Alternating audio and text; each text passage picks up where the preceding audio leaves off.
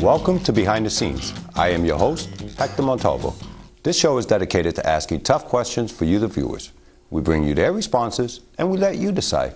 Joining us here today at our MTTV studios, we're joined by no other than Reverend Edwin Rodriguez and no other than my favorite attorney, Anthony DeFugia. Gentlemen, welcome to the show. Good morning. Morning. Morning. Reverend, you're leading an effort to recall Mayor Lantigua in the city of Lawrence. What made you lead that effort? Well, it wasn't a political effort. I am just a concerned citizen.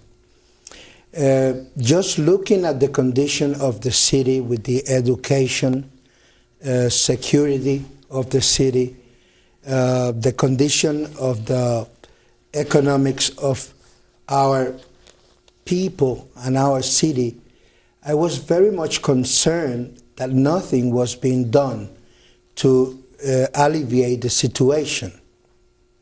Mr. Lantigua had more than 6 months, and he spent those 6 months blaming on the past administration of what was going on in the city. But after that, we found out that he was part of that system, and he was part of that to blame. We started to see the condition of the city with the police department, with the firefighters, education department, and with the job situation, no jobs in the city for the people. So we had to do something. Everywhere we went, we heard about Lawrence, but nothing good. Everything was bad. I used to go to Florida and hear the people talking about Lawrence. Even in Ohio, people talking about Lawrence, but nothing good. Everything was bad, because we had a mayor that had for months the first page of the newspapers, but for nothing good. Every time for something wrong, either that he did or that he said. Now, Attorney DeFugia, how did you become involved in this whole recall effort? Well, it was kind of interesting. I think it's basically, an attorney looks at something and he says, we're sworn as a professional to uphold the Constitution and the right of free election and the right of the city charter. And when you see in the newspaper, the Reverend is a very courageous guy. So was Wayne Hayes. And they were kind of not getting guidance from the city clerk. So the city clerk kind of made it difficult for them. And I didn't get involved. In fact, we have 2 other lawyers, Bob Okanowski and also Jack Wilson. The 3 of us are concerned that the process is protected. So we got involved right after the petitions were submitted. And that's the sad part, because the city clerk obviously goofed. And I think it's kind of interesting and amusing, as a matter of fact, if I can say this, and I won't dominate the conversation. But I gave you this morning a letter from the city solicitor, the city clerk, Maloney, saying now he's going to have a meeting. Now that's important, a meeting. It's not a hearing, it's a meeting. And that's number 1. And number 2 is considering the documents. Now, the 2 documents he's talking about is the notice of the withdrawal of the recall, and the second one was where Mayor Lantigua raised a very serious objection 2 days before concerning the same city charter process, which was that the clerk failed to sign the recall petition and date it. That throws out the whole process. Which leads me to this question, Attorney DeFugia, and maybe you can answer it. He failed to sign the petitions when they were returned. Yes. This is a city clerk that has been in the job for years. This is what he does. Is this a sign of that there is no accountability whatsoever? I think it's a very serious situation in the whole city. To just jump on what Reverend Rodriguez was saying is, certainly the city clerk should talk to the city solicitor. Now, the city solicitor, as you know, is the attorney for the city. And if the city clerk doesn't talk to him, the mayor, at least, even if it affects him, has to hold up to his whole process of oath of office. So the communications of the process be fair, the process of a recall be fair, should be also on the mayor. So the mayor is not without blame, since he waits until the final turning of the signatures to claim the same thing that have been saying, and he's right. His legal advisors are right. Now, I wonder where. Now, this is kind of amusing. I wonder where the mayor himself got the idea. Was it from the city solicitor? Because the letter, as I gave you, at least puts Charles Bodie, the city attorney, on notice with his letter, raising the same issue that the recall petition was invalid. So that's sad. It is. Now, let me just ask you this. Why is the process to verify signatures go through the city clerk's office rather than an outside agency? I mean, because couldn't that be considered a conflict of interest? It can't, because the city charter says so. I mean, it's that clear. The city charter is a contract. It's like the Constitution of the United States. We are, in the Constitution, we're all ensured that we're going to have a free election, away from intimidation. We're going to have an election that's going to be free and open, and et cetera. I mean, when you look at that, the charter of the city council says the clerk runs the show.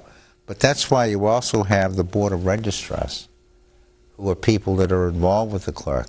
Everybody goes. It's that simple. And I think the blame falls again on Mr. Latigua, because he, as the mayor, should make sure the process is ensured properly. That's all. It's sad. Now, Reverend, why did the group submit all petitions all at once instead of in batches? This could have helped you in determining the signature failure rate and ensured the required numbers. Well, they want to have the whole batch together in order to certify it. They wouldn't certify the signatures before.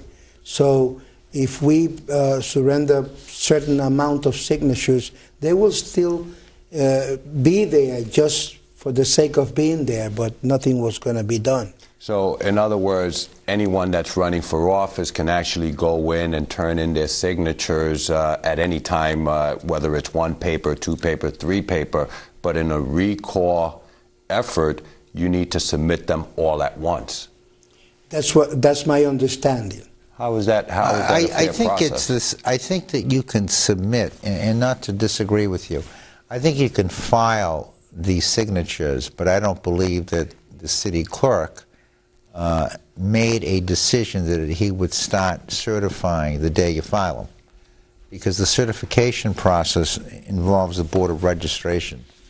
And since you are registrars, since you have that, they're not going to come down every day and say, okay, we're going to certify this group. So from a practical standpoint, I don't mind saying in the olden days, you're right. When you're dealing with 200 or 300 petitions, you're right.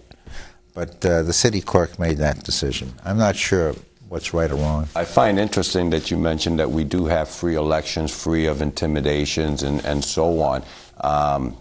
With the failure of the city clerk failing to do his job with no accountability, we've read in the papers with candidates getting shot at with BB guns, the whole You know what I'm hoping? I'm hoping that somebody like Grizel Silva and the other city councilor that was named to be allegedly the enemies of the state by Mr. Latigua, his name Mark LaPlante. Mark LaPlante, 2 courageous city councilors. They should bring up a petition to investigate what happened. Why did the city clerk goof? And maybe that's why the city clerk is asking for a meeting on the 25th of August to try to whitewash what he did. But who knows? We'll see on the 25th. Well, hopefully the people would be able to get some type of accountability I hope so. You know? Hope so. Now let me ask you, Lawrence has had 4 recall attempts in previous administrations, all of which has been unsuccessful. Does this imply that the electrics are uninformed or they're just stupidos?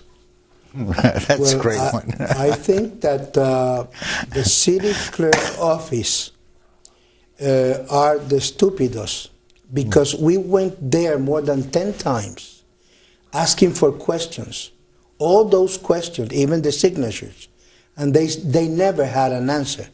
They always said that we had to wait a couple of days for them to call someone for the answers. 3 days later, we went there, we still don't have the answers. They never answered us by mail, always just calling us and saying, we believe this is what we have to do. We believe this is what we have to do. But we were never sure of the process because they never gave us an advice. You know, you are not involved in politics, am I right? You don't have anything to do with politics, no association with politics. You're just a reverend trying to help people in their religious belief or whatever the case is. But, which brings me back, a regular average Joe can go to City Hall and not get any answers. So for a reverend, is this what brought you to get involved in this? I mean, you're not getting any answers, so how do you get answers? It's very difficult to get an answer from the City Hall, because when you go there and talk to those people, what you see is a hostile place. They don't like to answer questions. They don't like to talk to you. And if they talk to you, they will give you just pieces of information, but not the whole information. Or they will give you a paper and said, okay, this is written here, interpret it. Now, Attorney DeFusia, do the people have the right, and including the Reverend himself, have the right to get information from their city government? Yes, they do. As a matter of fact, you know, when you look at the notice that we've talked about from the clerk, I notice it's addressed to my office, Wayne Hayes and Reverend Rodriguez, and it says notice of a hearing of the Board of Registrars. Then in the body of the letter, and I don't like to use the word el stupido, but in Italian they have a different word, it's called testadura. That means hot head, okay? And based on that, you see that it conflicts. Yet the mayor, one of his documents are going to be looked at, he gets a CC. The Board of Registrars get a CC. And the attorney for the city gets a CC on the second page. Yet, the certificate of service, unsigned, as you well pointed out, and I get 3 copies, one by certified mail, one by hand, and one in the mail. Now, talk about overkill. And I think Shakespeare says, I dare say he protests too much. Okay, and that's really what happened. And it's really too bad. So let's just start all over again, the old-fashioned American way. Okay? I think you have committed people here, a lot of different walks of life. I think one of the things, I don't mind pontificating, so to speak, what I was impressed with, and you know, my mother and father were born in Italy. My first language was Italian. Io parlo italiano bene. Okay? I have no problem with that.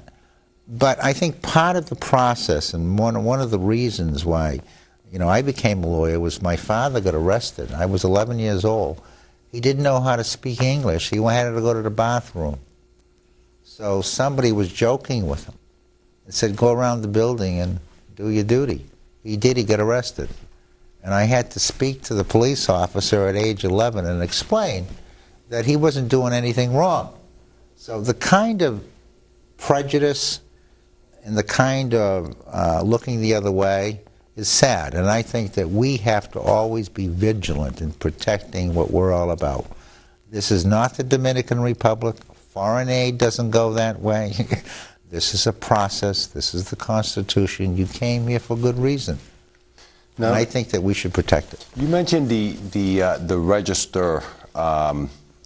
Is this the same person that has been in the news lately in regards to maybe reduplicating a will or have been on Fox 25 News? No. This is the register of voters. Okay, so it has nothing to do with the register. No, that's okay. another case that we're both interested in. That's another cause. Okay, so it is not. Okay, I just wanted to clarify that. Now, where does the recall effort? I mean, we read that all the signatures were thrown out. What's next? I mean, how do you move forward? How do you start again, if you even allowed to start again? No, we will start again. We have to be allowed because the system allows us to go ahead, and the Constitution of the United States, it's our right to do that, and we will. People are very energized now. Everybody wants to sign. We got over 5,000 signatures. Now we have perhaps double that amount. People that were afraid before, because the problem is that Lawrence has become a third world city. It's being run parallel to other cities of the third world. And people are afraid. That's another reason why I'm doing this. People are coming to me, we are afraid. They threaten me, they persecute me, they say things about me, and I'm afraid I cannot do things that I want to do because somebody's watching me. That is what is going on in Lawrence. People are afraid in an American city. It should not be. You know, we got to compliment the Reverend. I mean, when you think about it, he was attacked. Yes. And there's a criminal matter going on. You know, we're hearing some horror stories, and he's taking him and his family are somewhat in danger, and it's sad. And I agree with you. That's why, and I want to compliment you too. It's not a friendly mutual aid society here, but the fact is that you bring these issues forward, and at least we have discussion, and that's what the process is all about. Instead of beating over somebody, you talk about it. I mean, we see that President Obama has blamed the Bush administration in his term in office, and yet we don't see a recall effort to recall him. Well, he hasn't done anything like Bill Clinton. Number one. That with the Monica? Yeah, of course. And, you know, when you consider that, and the fact is that I think Obama, I don't mind saying this, is probably one of the best and brightest presidents that we've ever had.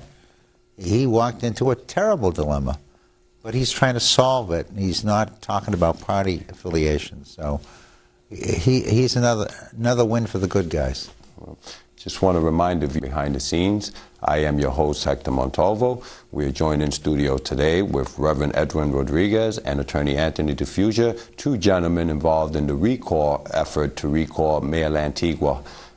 If you have a question that you want us to ask your government officials or legal representation, send us an email at thehectormontalvoshow@yahoo.com. You can also visit us on behindthescenes.weebly.com or join our Facebook/Behind the Scenes with Hector Montalvo. Reverend, what are you looking to accomplish in this effort to recall Lantigua? We want him out. That's the number one accomplishment that I want to see. I want to see Mr. Lantigua out.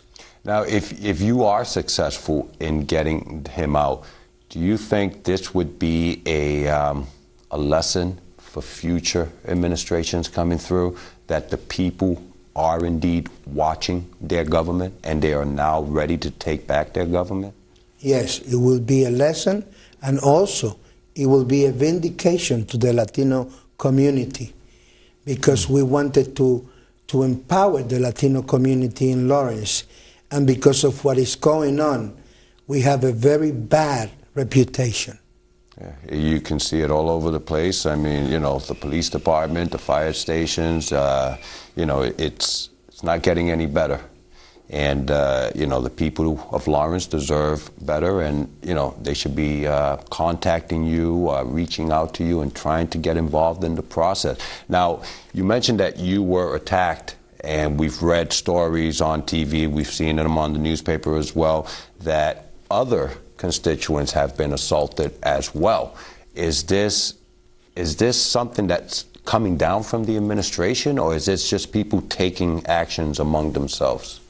Well, I cannot say that is an order from the administration, but all I can say is that the administration they don't pronounce themselves.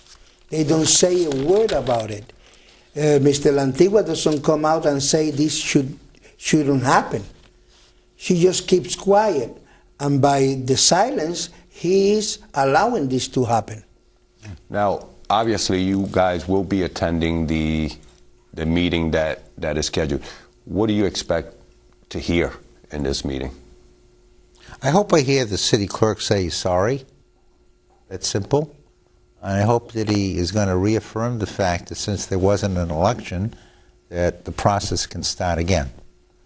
There seems to be a little bit of a dispute whether or not we have to wait 4 months before the new recall election. We never had an election, so we're claiming you can do it tomorrow. And I hope that we can solve that, at least ensure the process is ensured and people have a fair shot, live up to the Constitution. Let's get this done. I'm not as concerned, that I'm not vacillating here. But, you know, I know the Reverend is committed to ousting Lantigua. I think the people have a right to say yes or no, freely, without intimidation. None of this stuff. And let the people decide. Now, what is the normal process? Obviously, Lawrence has had 4 attempts to recall previous administrations. Never on the ballot. Never on the ballot. What is the actual... Wait a minute, I could be wrong. Did Sullivan go on the ballot? I don't know if it ever went on the ballot. I know they've been unsuccessful attempts, so... I think it was the signature requirement. You know, I have to recheck that, but my understanding is there's never really had a recall election, as the charter says so. Now, what is the normal process of it? I mean, you go out, you get your signatures, you bring back. How are the signatures verified? I mean... Well, they look at the signatures, that's the Board of Registration, and the clerk is supposed to give you what is known as a petition. And this is the petition. It's like a nomination paper. Now, on the back, I don't know if you got that, on the back is a seal. You got it? That had to be signed by the clerk. Now, it starts off with this petition. And these are the people, over 100 people, right? Certified, say, we want a recall. Then the city clerk says, simply put, okay, you're going to get a recall. Now you have to get 15% of the last vote in the last election, was 5,000 some odd votes, and that's where they sign their names. Now when they sign their names, the address, you have to sign it, you have to print the name itself, and then the actual address goes in, and they're supposed to put district and precinct. Nobody usually puts that in, okay? So when the registrar and the clerks go through the process, they're matching the address. So if your name is Hector, Montevo, and you lived on 54 Cross Street in Lawrence on 2009, today, when you signed it, but in 2009 you lived at 50 Cross Street, that'd be challenged and thrown out. So our job would be now, the Reverend and his group, would be to say that is the same person, that's valid. So we'd challenge that. What happened was people like the city councilor signed it, and he was challenged as an invalid signature. So one is you question the process, 2, the certification, and 3, it was clear that even if they got the necessary amount of certified signatures, which I think they got. I can tell you that I can tell you that for the city to challenge a particular signature, how do the people challenge the city's records? Because when I ran for state representative, I went through the voter registration, and their list wasn't even accurate. Well, that's why the next process is that you would go to each signature, each one individually, and say that, okay? Now, many out there believe that a challenge to a petition or a signature could only be based on one signature per page. Is there? No, There's no truth to that. No, you're entitled to have 25 signatures. So each of them individually the whole could be page challenged. is 25 each, so that's how the easy count takes place. Yeah, but you have to challenge each one individually.